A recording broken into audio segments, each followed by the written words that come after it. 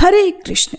एकादशी का महापर्व जगत के पालनहार भगवान श्री विष्णु को समर्पित होता है और इस शुभ अवसर पर भगवान श्री विष्णु के साथ माँ लक्ष्मी जी की पूजा और भगवान श्री कृष्ण की भी पूजा की जाती है। पुत्रदा एकादशी जो कि साल में 2 बार आती है, एक पौष के महीने में और दूसरा सावन के महीने में। पुत्रदा एकादशी अपने नाम के अनुरूप ही फल प्रदान करने वाली है, लेकिन सबसे प्रमुख बात यह है, सबसे विशेष बात यह है कि इस एकादशी का यदि श्रद्धापूर्वक पालन किया जाए तो निसंतानों को संतान सुख की प्राप्ति होती है। तो वहीं एकादशी का व्रत करने से अगले पिछले सभी जन्मों के पापों का नाश हो जाता है। पुत्रदा एकादशी किस प्रकार हमारे समस्त पापों को जलाकर भस्म कर देती है, इसका वर्णन हमारे पुराणों में मिलता है, जिसके अनुसार एक बार एक राजा अपने पूर्व जन्म के पाप से ग्रसित होकर इस जन्म में निसंतान हो गया। वह संतान प्राप्ति की कामना रखता था, लेकिन पूर्व में किए गए उसके कर्मों का फल उसे इस जन्म में भुगतना पड़ रहा था, क्योंकि हमारे पाप कर्म तब तक हमारे पीछे पड़े रहते हैं जब तक कि हम उनका पूरी तरह से फल ना भोग लें। हमारे अच्छे कर्म भी इसी प्रकार हमारे जीवन में हमारे मोक्ष की राह को प्रशस्त करते हैं। तब वह राजा जो इस जन्म में हमेशा भगवान की भक्ति में लगा रहता था, दान पुण्य करता था, तब उसको एक महर्षि के बताए विधान अनुसार समय आने पर पुत्रदा एकादशी का पालन करने पर एक स्वस्थ और दीर्घायु पुत्र की प्राप्ति हुई। लेकिन एकादशी व्रत का पूर्ण फल तभी प्राप्त होता है जब व्रत निष्ठा के साथ, नियम पालन के साथ किया जाए और शुभ मुहूर्तों का ध्यान रखा जाए। तो चलिए आपको बताते हैं इस बार सावन महीने की पुत्रदा एकादशी कब है, क्योंकि इस दिन भद्रा भी लग रही है। तो एकादशी व्रत वाले दिन भद्रा काल कब से कब तक रहेगा, भद्रा का वास कहाँ रहेगा, क्या आप अपनी दैनिक पूजा या एकादशी की पूजा कर सकते हैं, दशमी तिथि के नियमों का पालन आपको कब करना होगा, हरिवासर का समय कब समाप्त होगा। अधिकतर लोग प्रश्न करते हैं कि हरिवासर क्या होता है। तो देखिए, द्वादशी तिथि में जिस दिन व्रत खोला जाता है उस दिन द्वादशी तिथि लगते ही जो 1/4 पहर होता है, यानी शुरुआत के 5 से 6 घंटे का जो समय होता है वो हरिवासर का समय होता है। इस समय एकादशी के नियमों के अनुसार व्रत खोलने से बचना चाहिए। इस समय खोला गया व्रत हमेशा अधूरा रहता है और भगवान विष्णु भी ऐसे व्रत को स्वीकार नहीं करते हैं जो हरिवासर के समय खोला जाए। तुलसी के पत्ते दशमी तिथि को ही तोड़कर रख लिए जाते हैं, क्योंकि नियमों के अनुसार एकादशी के दिन तुलसी जी में ना तो जल चढ़ाया जाता है और ना ही तुलसी के पत्ते तोड़े जाते हैं। तोड़ना भूल जाए तो अपने आप गिरे हुए पत्तों को साफ जल से धोकर भी भगवान को समर्पित किया जाता है। सच्चे मन से एकादशी के दिन जो तुलसी जी की पूजा करता है, तुलसी जी में दीपदान करता है, भगवान उनकी मनोकामनाएं सबसे पहले पूर्ण करते हैं। इस बार एकादशी तिथि प्रारंभ हो रही है 4 अगस्त दिन सोमवार को सुबह 11:42 से। इससे पहले तक दशमी तिथि रहेगी और एकादशी तिथि 5 अगस्त मंगलवार को दोपहर 1:12 पर समाप्त होगी।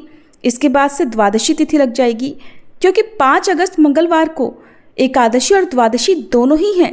तो ऐसे में 5 अगस्त मंगलवार को ही पुत्रदा एकादशी का व्रत रखा जाएगा और यही एकादशी सबसे शुद्ध एकादशी मानी जाएगी।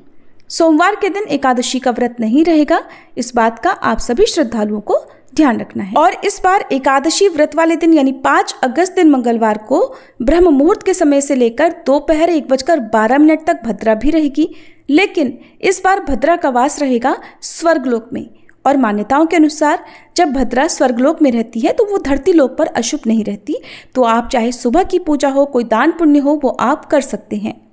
मंगलवार के दिन ब्रह्म मुहूर्त सुबह 4:27 से 5:15 तक रहेगा। सूर्योदय सुबह 6:03 पर होगा और सूर्यास्त होगा शाम 7:02 पर। प्रातःकाल पूजा मुहूर्त रहेगा सुबह 4:41 से 5:45 तक। शाम की पूजा आप कर सकते हैं शाम 7:09 से 8:13 के बीच में। और इस दिन इंद्रयोग भी बन रहा है, लेकिन इंद्रयोग सुबह 7:25 तक ही रहेगा। इसके अलावा सुबह 11:23 तक ज्येष्ठ नक्षत्र रहेगा, उसके बाद में मूल नक्षत्र प्रारंभ हो जाएगा। अब वीडियो में आगे बढ़ने से पहले थोड़ी सी जानकारी आपको इंद्रयोग के बारे में भी दे देते हैं। इंद्रयोग बहुत ही शुभ योग माना जाता है, जो कि अगर कुंडली में बन रहा है तो व्यक्ति को धन, मान, सम्मान और प्रसिद्धि भी दिला सकता है। यदि आप कोई विशेष उपाय करना चाहते हो, यदि आपका कोई रुका हुआ काम हो, यदि आप अपने करियर में तरक्की चाहते हो, तो इंद्र योग में आप सच्चे मन से भगवान विष्णु की पूजा कर सकते हैं। या अपने जो भी इष्ट आराध्य देवी देवता हैं उनकी पूजा करके आप सच्चे मन से उनसे कामना कर सकते हैं। तो हो सकता है आपकी मनोकामना पूर्ण हो जाए, क्योंकि हमारे जीवन में कुंडली में ग्रह नक्षत्रों का बहुत बड़ा योगदान रहता है। हमारे जीवन में जो भी उतार चढ़ाव आते हैं उनके पीछे ये ग्रह नक्षत्र अवश्य होते हैं। अब बात करते हैं द्वादशी तिथि की। तो 5 अगस्त मंगलवार को दोपहर 1:13 से द्वादशी तिथि प्रारंभ हो जाएगी और इसी के साथ प्रारंभ हो जाएगा हरिवासर का समय। द्वादशी तिथि समाप्त होने का समय 6 अगस्त दिन बुधवार को दोपहर 2:08 पर होगा और द्वादशी तिथि को ब्रह्म मुहूर्त सुबह 4:27 से लेकर 5:15 तक रहेगा। सूर्योदय सुबह 6:03 पर और सूर्यास्त होगा शाम 7:01 पर। प्रातःकाल पूजा आप कर सकते हैं सुबह 4:42 से 5:45 के बीच में। हालांकि इसके बाद भी आप प्रातःकाल की पूजा कर सकते हैं, लेकिन जो सबसे शुभ मुहूर्त माना जाता है वो यही पूजा का मुहूर्त होता है।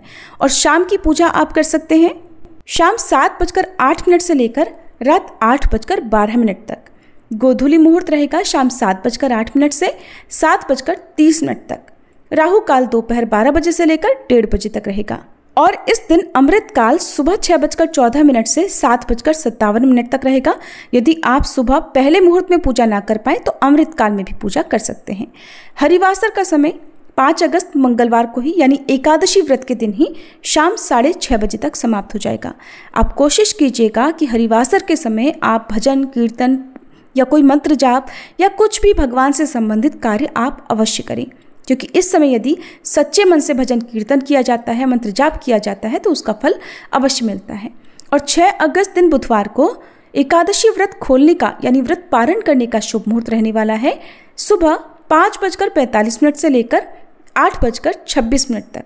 ध्यान रखिएगा, व्रत का पारण आपको इसी मुहूर्त के अंदर अंदर कर लेना है। इसके बाद पारण करने का कोई मुहूर्त आपको प्राप्त नहीं होगा। ये थी आज की वीडियो। अगर अच्छी लगी हो तो लाइक जरूर कीजिएगा।